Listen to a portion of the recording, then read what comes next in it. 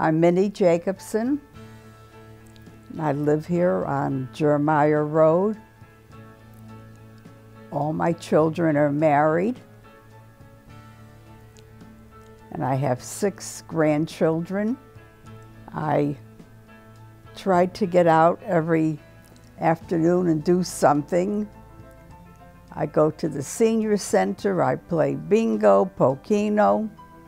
I'm Rich Klinka, and I'm an assistant professor at Southern Connecticut State University. I teach a variety of courses in the communication department on video production, video technology, and other courses related to communication design. Hi, I'm Megan Hinkson. I am from New Jersey. I go to school at the University of New Haven. I will be graduating this May with a Bachelor's of Criminal Justice, Investigative Services, the minor in Sociology, and a Law Enforcement Certificate. I'm Joe Lombardi, and I'm one of 5. There's 5 of us in my family. I'm the youngest. I go to Shelton High School, and I'm in 10th grade. I work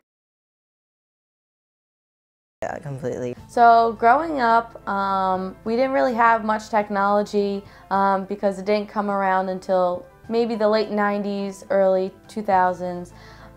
So we are actually Generation Y.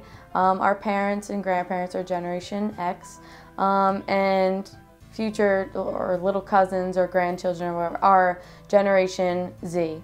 So basically growing up in Generation Y, that is a time when I played lots of sports when I was younger, and the technology wasn't really around when I was younger. We would ride bikes, and you literally would just play until it was, dark time, or nighttime, or it was time for dinner.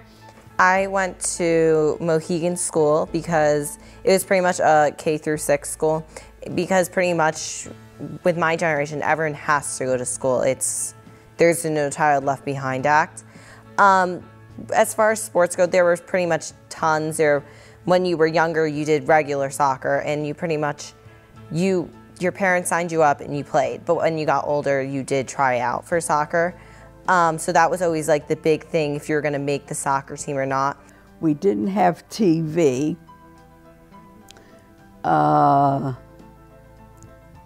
We had only radio. And in some ways, when you listen to the radio, you visualize the car pulling up or everything, because you didn't see anything. You just were able to listen to it. We usually had a small radio in the kitchen, and everyone gathered around and listened to it. The other thing about when I was growing up, the only television that we were able to watch was television. And there were no VCRs, there was no video on demand. So if you wanted to see something, you had to make sure that you were there when it played back, or when it was on the air. I can remember the days when not everyone had a telephone, or I would go 2 houses away and no one was. I would go into the front hall there, they had a phone there, and I would use the phone there, and it was a big thrill to get our own phone. When I was growing up, things were a lot different than they are today. We did not have many of the communication tools that we have now that are accessible to everybody. When I was trying to find out if any of my friends were available, I had 2 choices, really, at that time. I could try to call them up on the phone, but that wasn't something we did a lot of, really. The phones we only had were the ones hanging off of the wall in the kitchen. In fact, when I was growing up, I lived in a house with, my parents and I lived on the 1st floor of the house, and my grandmother lived on the 2nd floor of the house. And we had what was called a party line. We shared the same phone line effectively, and so if my grandmother was on the phone, you couldn't use the phone, and you had to wait until she got off, and you would have this strange system of banging on the walls to let people know whether or not you can use the phone. Just so you know, we never had any cell phones or anything, so we weren't too techie savvy in elementary school, but when middle school hit and high school hit, then technology started to come about, and it sprouted very, very quickly. But before cell phones, we had landlines, and we would just have to memorize all of our friends' numbers, and we would call them up and to hang out. So all throughout high school, it was kind of, if you had a cell phone, you were considered one of the rich kids. But if you didn't have a cell phone, you wanted a cell phone, you know. It was kind of like a privilege to have it. Nowadays, you can basically just buy a cell phone and not even, you know, care, whatever. You could be poor, you could be rich, whatever, but, you know, you could be anything and you would have a cell phone nowadays. But, you know, then it was basically a privilege. Children today have so many advantages that we never had.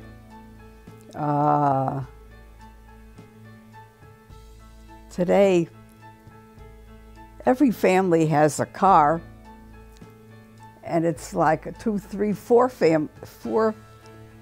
people in the family that have a car. That was unheard of. No one had a car. So in about 3rd grade, 4th grade, we started having computer class. And so we were introduced to desktop computers. They were those big, chunky things that, you know, were very, very slow. But they were PCs. So we got knowledge of those. We learned the basics. We learned how to use Word. We learned how to draw, do art, anything, and even learn how to use the internet.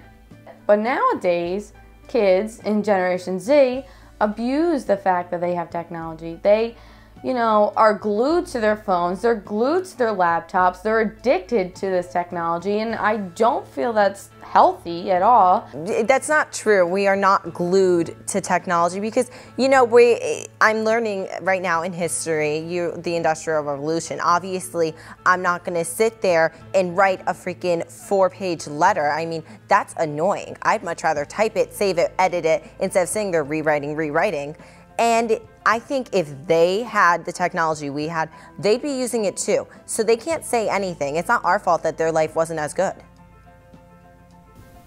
When I was growing up, the need for education was different than it is today. The high school that I went to actually had, I believe it was 4 tracks that you fit into. And really, the only one group that was expected to go to college was the topmost one. Many of the students who were in the 3rd level did go on to college, but the other students who were in the 1st and 2nd levels, they were planning on graduating from high school and then moving on into a career that didn't require a college degree. And so moving on to college was not something that was expected of everybody, and I don't think employers at that time were requiring it as much as they are now. I think one of the things that I've seen in my lifetime is that back when I was growing up, you were expected to have a high school degree. And if you had a high school degree, then you can get into a lot of different careers. I was an engineering major, so in order to become an engineer, you pretty much had to go through and get at least a bachelor's degree at that time. When I graduated high school, that was in 1942, a handful of the class went to college. College was only for the rich in those days. And I don't remember I don't remember scholarships being given. So, as I said, just a few went off to college. No, definitely, no, it's, you should definitely get a job because, you know, this economy sucks. I mean, let's get real. Everyone in the world has an issue with something else. And honestly, yeah, I think getting a family is important, but when you're 23 years old, you can notice more people who get married end up having a harder life. And more people who got a family right after high school or college, they are working on, I wouldn't want to work there when I'm 35. Like, that's their career. And I don't think I would ever do that. Like, I think getting a job, then a family is important. I'm not saying being alone for the rest of your life is good, but you definitely should get a job first. Because, I mean, I want money when I'm older. I don't know about you. The future. Who knows where it's going to go? In my life, I've seen things change so much, and I'm sure they're going to continue to change. I think the need for communication is always going to be there. I think that's something in people. We as humans, we need to be in touch with each other. And I don't know that the technology is going to ever completely replace face-to-face interaction at both the professional level or just informal levels among friends. Sure, we could do a lot of things now with the technology, but I don't know, it still seems like people want to get together Friday night or something and still be together and spend time together. It really just depends, like, on it either can go worse or get better. And probably technology will become more advanced, obviously. So they're probably going to use that, and I'm not going to complain about them having better technology because I don't really care. But it really just depends on how everyone takes their course. I mean, if people are going to put in a lot of effort, then it will be different. But you can't just expect things to change overnight or without you doing anything. It's hard for me to say because to me there's everything now, but I imagine there'll come a time when today we get on an airplane when we have to go to a great distance, but I think that will probably become more popular. So while I think the technology is going to still proceed and develop as time goes on, I don't think it's ever, maybe let me rephrase that and say I hope it never completely replaces interaction among people, because that's what makes us people.